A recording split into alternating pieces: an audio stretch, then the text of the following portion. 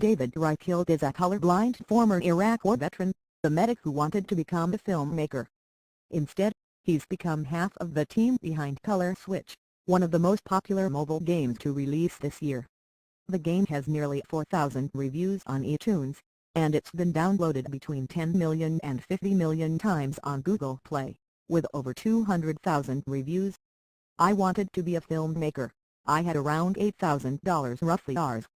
5.5 lakh worth of film gear, and I sold all of it to finance the apps, says Reichelt.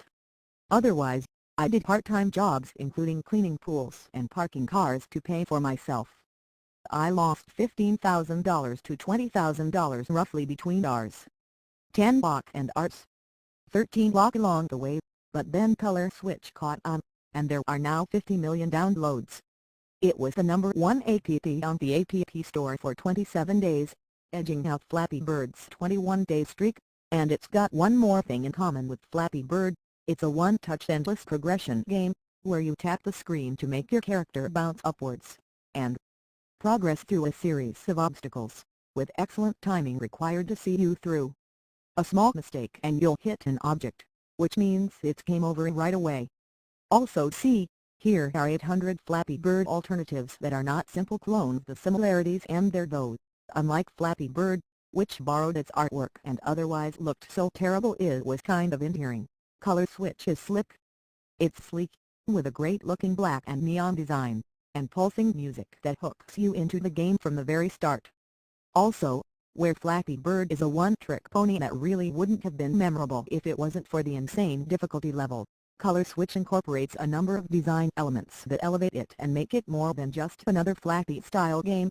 Looking at Color Switch, it's hard to believe that it's been made by someone who is colorblind, since the color-changing mechanic is such an integral part of the game. Yet that's perhaps why the game looks the way it does. The bold colors might even be considered garish. The flat black background is stark, but to Reichelt, it looked great. The result is something bold that stands out instead, though there were a few hiccups along the way. I can't see about 10% of the colors that other people can see. It's hard to explain, but the game looks fine to me, he says. But for example, I thought I had picked blue for one of the colors, and I later realized that it's actually purple. Reichelt says that he made 40 games before he hit pay dirt with Color Switch, but he happily admits that they were not very good. Once the idea for Color Switch hit him though, it was time to hit the drawing board, and figure out how exactly to make the game stand out. I would always observe the different games that I enjoyed playing, and I absorbed the ideas, and then I brainstormed 300 different ideas, literally with pen and paper, and Color Switch came out of that, Reichelt says. The next step was to look at a number of different sources for inspiration, and then figure out how to make something unique and addictive.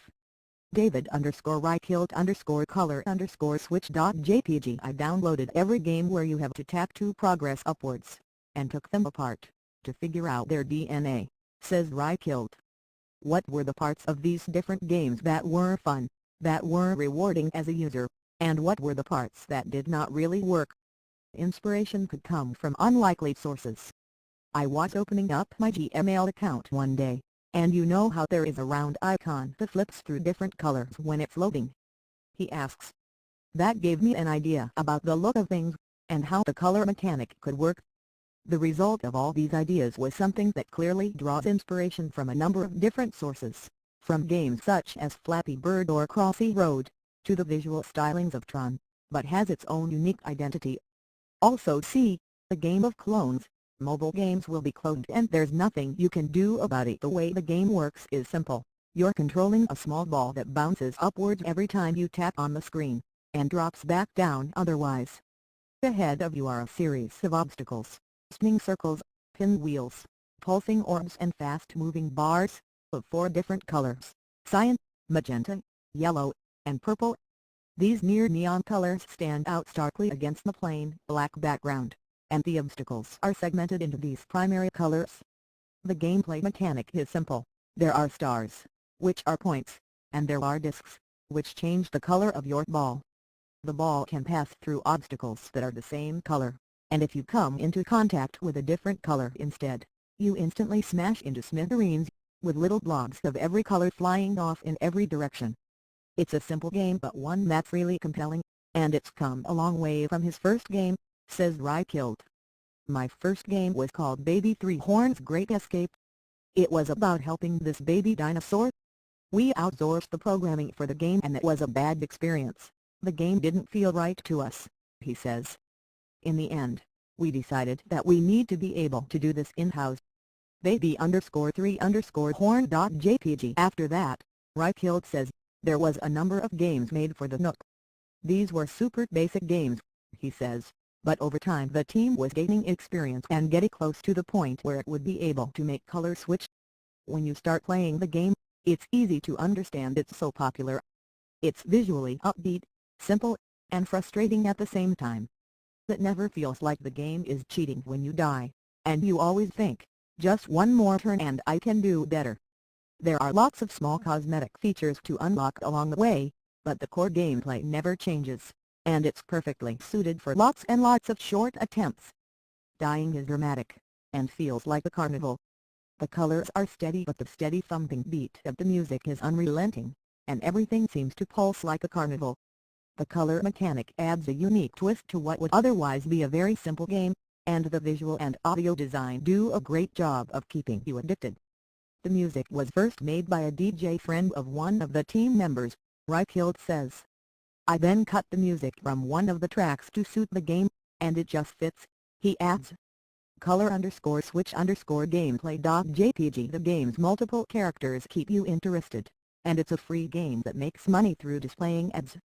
Because of this, Reichelt is invested in keeping people engaged with the game as much as possible, and so there have been a number of updates with new game modes such as reverse and race, and new characters to play as. There's now an in-app purchase to remove ads as well, on Android right now, and with an update bringing this to iOS soon. This means that for Reichelt and the publishers, Fortache Games, are in no hurry to try and create new games right away, and would rather focus on supporting Color Switch. We haven't talked about what's next yet.